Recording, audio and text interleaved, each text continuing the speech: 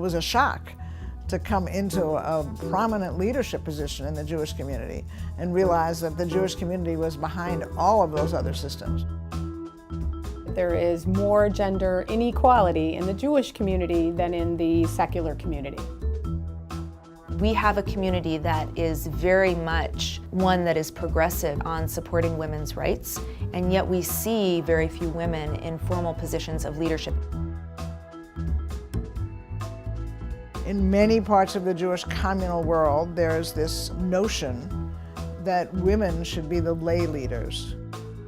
That probably was a good tradition at some point, because it meant that if a husband was in the work world, his wife could then be playing a role on a board, representing some donor capacity, but women didn't move to the highest positions there. There's a degree of sexism in the selection process. We have luncheons and meetings and plenaries where men in the Jewish community are informally giving references to other men. That old boys network is powerful. Let's say, so there's a male CEO, and the next tier is also men, then it's not likely that a woman's going to move up. Men are often judged on what they can do, what their potential appears to be, and women are judged on what we have done in the past. And so the candidate pool then is pre-selected. You can't just jump into these positions. You really have to spend the time to get the training. We have to make sure that there are more long-term leadership programs out there that are attuned to a working woman's schedule. People in the Jewish community in leadership positions tend to talk about their jobs as requiring not just the 9 to 5, but the breakfast meetings, the after work meetings, the evening functions. And I've had men say to me, well, this wouldn't be a good job for a woman because she has responsibilities at home. To which I usually say, oh, so this is only for men with no children. Work-life balance is extremely important to recognize. It's the way that you retain great employees. Those policies can be anything from flex time to having strong parental leave. There has been a great lift just by the announcement of my employment. I think the women within the Federation felt that they would have someone that they could see as a role model.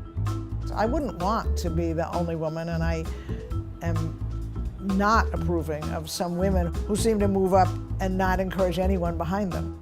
I've been asked for appointments from all levels of staff just to sit down and to get to know one another, but also for real concrete advice as to how they might advance in their career.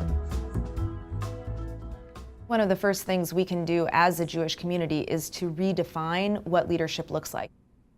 There are styles of leadership that are really connected to one's ability to be a facilitative leader as opposed to a command control kind of leader. Those leadership qualities will be the ones then that help women actually rise to positions of power because we have been socialized to build in those qualities in ourselves. There's right now not enough awareness of sexism in salary and promotional decisions. When I was negotiating for my salary in this role, I did have some of the feelings that many women do get around discomfort in asking for what is truly a fair salary. I negotiated my salary with my family's needs in mind, as well as the knowledge of the extensive amount of work that was going to be in front of me. Ultimately, though, I realized that I was not only negotiating for my salary, I was actually setting a benchmark that would affect all of the women who come after me in this CEO role and in the Jewish community. If you walk into a negotiation, know the budget of your department, know the strategic plan, do your research, know your market, understand where you fit, and you'll be able to ask for more money. Transparency around salary is critical at all levels of an organization. When I became executive vice president here, the very first thing I did was create transparent, known salary bands for every single job. Now I'm speaking as a CEO.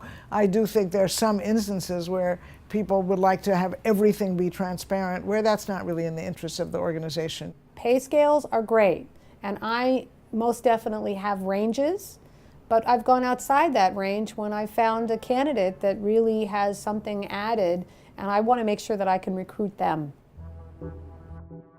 My advice to younger women is you have to be tough and thoughtful.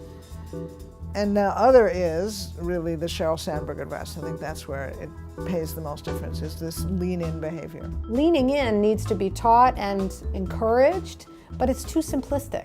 Anytime that there is an individual solution to a structural problem, it's not enough. But we need to have our organizations and our institutions commit to structural change that will really support women in advancing in their professions.